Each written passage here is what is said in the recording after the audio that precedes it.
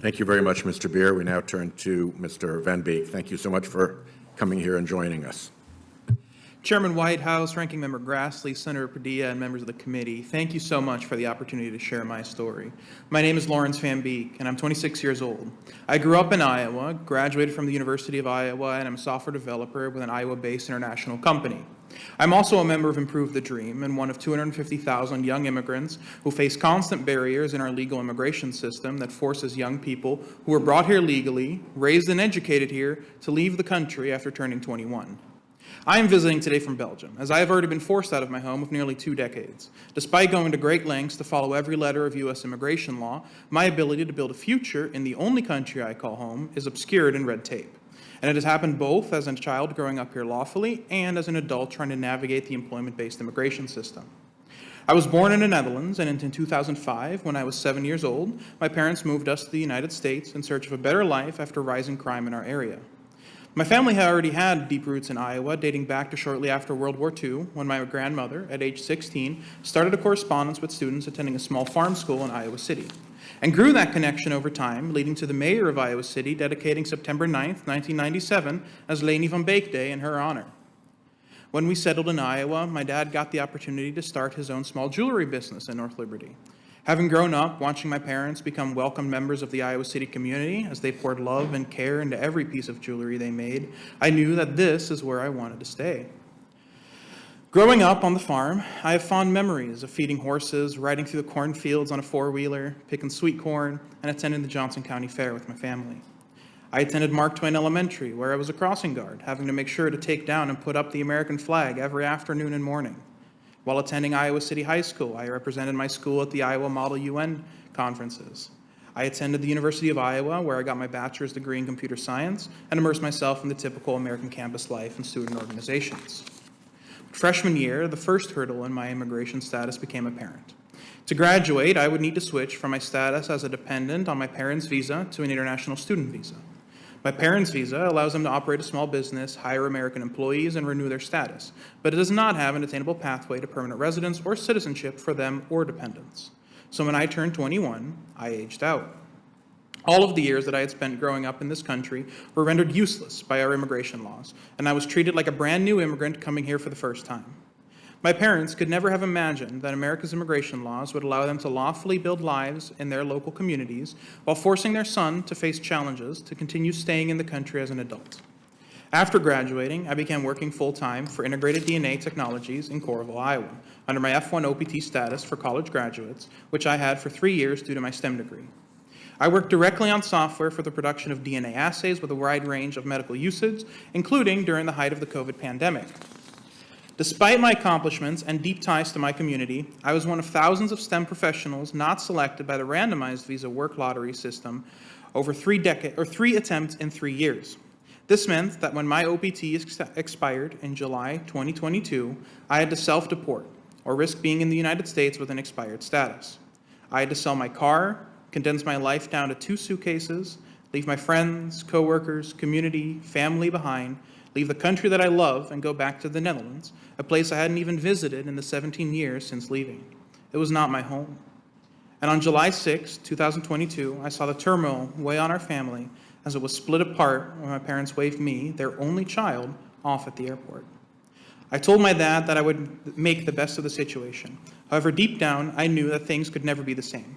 My life had turned upside down and started over. 2 months after I was forced to leave, my father was diagnosed with kidney cancer. I could not be with him in the time that he needed me most. Imagine being their only child and not being able to be there for your parents when they have dedicated their entire life for the betterment of your American dream. Throughout all of this, my employer is actively working on my return. But the fact that I'm coming here today from Belgium demonstrates that our system has failed. It failed me, my family, my community, and my employer. I now pay taxes and spend my money in Belgium, and I can't see my family and my true home nearly enough. This is not what the Founding Fathers intended for America. The U.S. is my home, and I want to live here and contribute to my community in Iowa. My story isn't unique. Every year, another 10,000 individuals like me who grew up in this country with lawful status are forced to leave. We are America's children. On top of this, thousands of other individuals are forced to take their talents and potentials to other countries who are happily welcoming them and their families.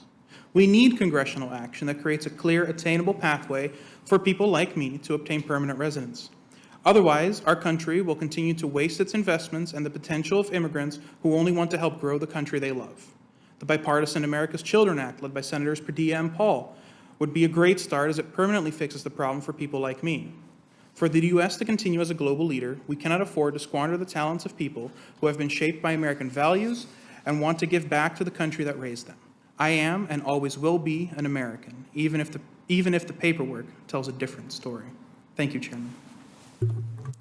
Thank you very much, Mr. Van Beek. Grassley, excuse me. Want to thank witnesses once again for your testimony, and in particular, Mr. Van Beek, for sharing your story with us today. My heart goes out to you, and it's an outrage that you were forced to leave your home and family behind for another country that you barely knew, as you explained, after living here for so many years. It's a significant failure of our immigration system to not consider the fate of the children of temporary visa holders whose parents have applied for a green card, but again, this is a lawful mechanism, but they're stuck waiting in years-long backlogs. And children like you, and there's many, many throughout the country, at risk of aging out from protection of their parents' status. So I too, similar to what Senator Whitehouse mentioned, had a fix. We have an idea. We have a solution here. It's called the America's Children Act, which I hope we're able to pass in time to help other people in circumstances very similar to yours. So we will continue to press this legislation to address the needs of thousands of others, what we call documented dreamers, in this situation. Can you describe, Mr. Van Beek, your experience regarding the challenges and uncertainty that your family encountered due to your immigration status, especially leading up to your self-deportation? Yes, certainly. Thank you. The uncertainty was kind of up to the last minute almost, with my employer kind of the last hope being the H-1B visa lottery of 2022.